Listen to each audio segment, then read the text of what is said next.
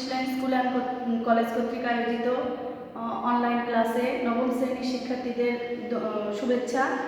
আন্তরিকভাবে তোমাদেরকে ধন্যবাদ, তোমরা পরীক্ষা দিচ্ছ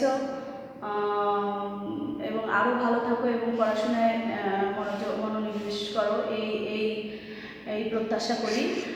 আজকে তোমাদের আমি ক্লাস নেব হচ্ছে গত ক্লাস যেটা ছিল বচন, তারপরের অংশটুকু আজকে তোমাদের ক্লাস, তোমরা মনোযোগ দিয়ে তারপরের অংশটি বোঝার চেষ্টা করো। তো দেখো, বচন কাকে বলে, বচন কত প্রকার, কী কী বচনের নিয়মকানুন, বহু বচনের শব্দগুলো কি প্রত্যয় এবং শব্দ সমষ্টি যুক্ত করে বহু বচন করতে হবে, এটা আমরা পূর্বের ক্লাসে বুঝাই দিছি। এখন হচ্ছে দেখো হলো বচনের দ্বিতীয় ক্লাসে আমি বুঝাচ্ছি হলো উন্নত প্রাণীবাচক মনুষ্য শব্দের বহু বচনে ব্যবহৃত শব্দ। আমরা কি কি শব্দ উন্নত প্রাণীবাচক, চারটা ধাপ আছে। উন্নত প্রাণীবাচক, ইতরবাচক, তারপরে অপ্রাণীবাচক এবং মনুষ্য। দেখো, উন্নত প্রাণীবাচক মনুষ্য শব্দে উন্নত প্রাণীবাচক মনুষ্য শব্দ, মনুষ্য মানে হচ্ছে মানুষ, মানুষ শব্দের বহু বচনে আমরা কি কি ব্যবহার করতে পারবো। দেখো, গণ, দেখো গণ হচ্ছে হলো দেবগণ, নরগণ। দেবগণ মানে দেবতা সম্পর্কে বোঝাচ্ছে, তারা যেহেতু উন্নত প্রাণীবাচক শব্দ, সেহেতু সেখানে আমরা গণ ব্যবহার করতেছি। দেবগণ, নরগণ, নর মানুষ, দেবগণ, নরগণ, জনগণ ইত্যাদি। তারপরে বৃন্দ, শিক্ষকবৃন্দ, মনুষ্যবৃন্দ, সুধীবৃন্দ, ভক্তবৃন্দ ইত্যাদির ক্ষেত্রে বৃন্দ ব্যবহার করতেছি। মণ্ডলী, শিক্ষক মণ্ডলী, সুধী মণ্ডলী, সম্পাদক মণ্ডলী ইত্যাদির ক্ষেত্রে আমরা মণ্ডলী ব্যবহার করতেছি। আর বর্গ, পণ্ডিতবর্গ, মন্ত্রীবর্গ ইত্যাদি। তাহলে দেখো, এই যে গণ, বৃন্দ, মণ্ডলী, বর্গ, এগুলো কোথায় আমরা ব্যবহার করলাম, এই শব্দগুলো কোথায় ব্যবহার করে বহু বচন করলাম? এই যে উন্নত প্রাণীবাচক মনুষ্য শব্দের বহু বচনে আমরা ব্যবহার করে কি করলাম, আমরা বহু বচন নির্দেশ করলাম। তারপরে দেখো, দ্বিতীয় আছে প্রাণীবাচক ও অপ্রাণীবাচক শব্দের বহু বচনে ব্যবহৃত শব্দ। এই শব্দগুলো কি, দেখো তোমাদের বইয়ে কিন্তু অনেকগুলো শব্দ আছে, আমি এখানে কয়েকটা শব্দ সম্পর্কে শুধু আলোচনা করব।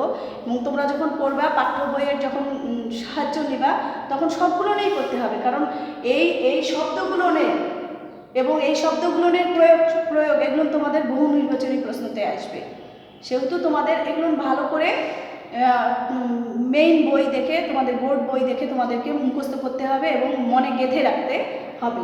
তো দেখো, প্রাণীবাচক, এখানে বললাম উন্নত প্রাণীবাচক অর্থাৎ মানুষ, আর এখানে প্রাণীবাচক ও অপ্রাণীবাচক। প্রাণীবাচক পশু পাখি হইতে পারে, আর অপ্রাণীবাচক তো জানো বস্তুকে আমরা অপ্রাণ, যাদের প্রাণ নাই সেটা হলো অপ্রাণী শব্দের বহু বচনে ব্যবহৃত শব্দ। দেখো, ফুলে কি দিব, কবিকুল, পক্ষীকুল, মাতৃকুল, বৃক্ষকুল ইত্যাদি। সকল, দেখো সকলে, পর্বত সকল, মনুষ্য সকল। দেখো, পর্বত কিন্তু অপ্রাণী আর মনুষ্য সকল ব্যবহারে প্রাণী, এটা। তারপরে দেখো, সমূহতে কি আছে, বৃক্ষ সমূহ, পাখি সব ইত্যাদি।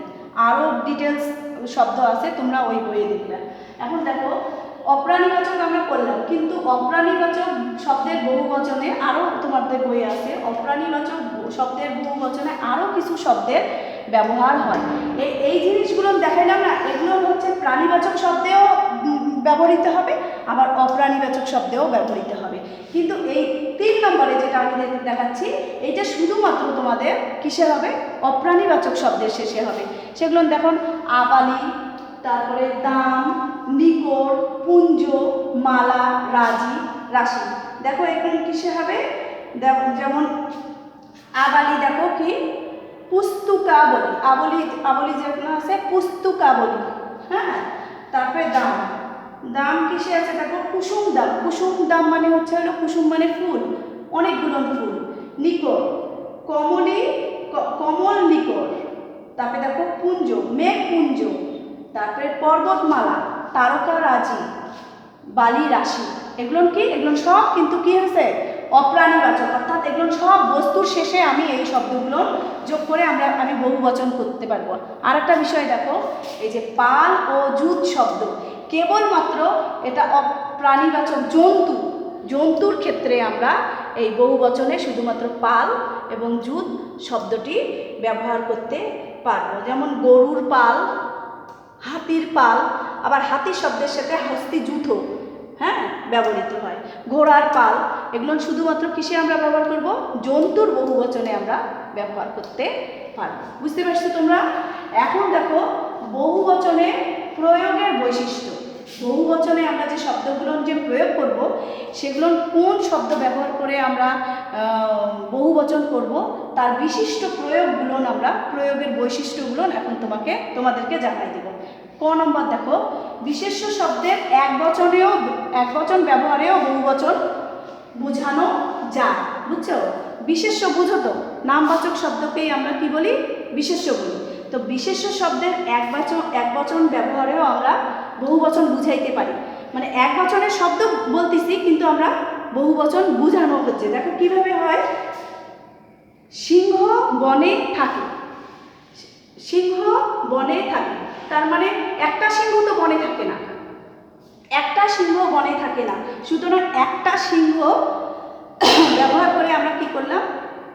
বহুবচন ব্যবহার হয়ে গেল, বহুবচনের ব্যবহৃত করলাম, বহুবচন বোঝানো গেল।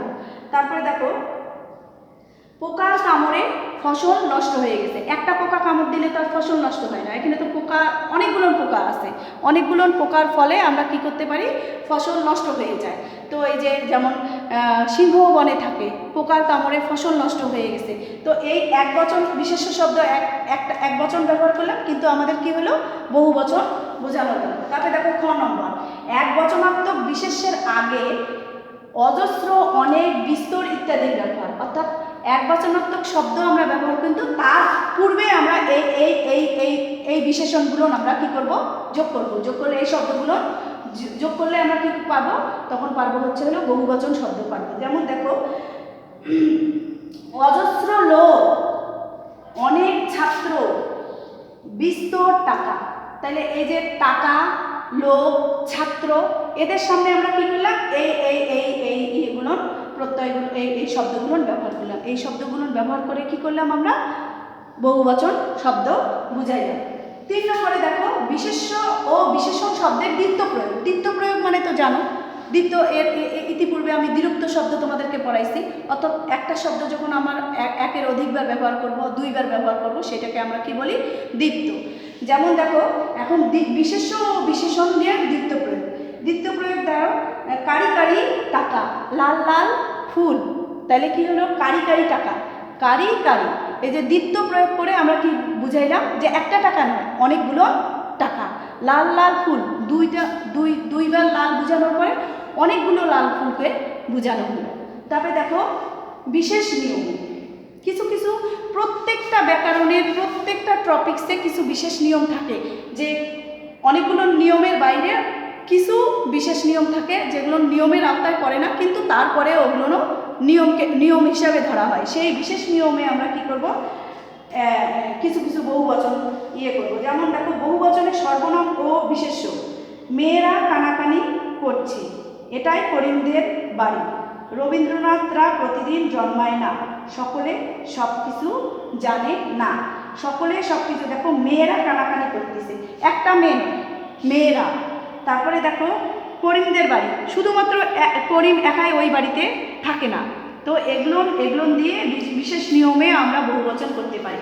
আর একটা হচ্ছে বিদেশি শব্দ। তোমরা জানো বাংলা ভাষায়, আমাদের বাংলা ভাষায় অনেক বিদেশিরা ভারতবর্ষে আসছে এবং তারা বিভিন্ন সময় তাদের ভাষাগুলোকে আমাদের কাছে দিয়ে গেছে এবং সেগুলো আমরা কি করি? ব্যবহার করতে করতে সেই বিদেশি ভাষাগুলো আমাদের বাংলা ভাষায় স্থান করে নিয়েছে। তাদেরও কিছু বিদেশি শব্দের নিয়ম আছে এবং আমরা সেই নিয়মেই আমরা কি করি? বহুবচন করে থাকি, সেই ভাষার নিয়মে। যেমন দেখো,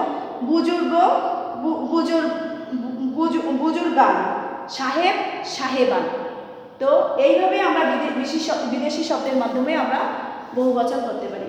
তো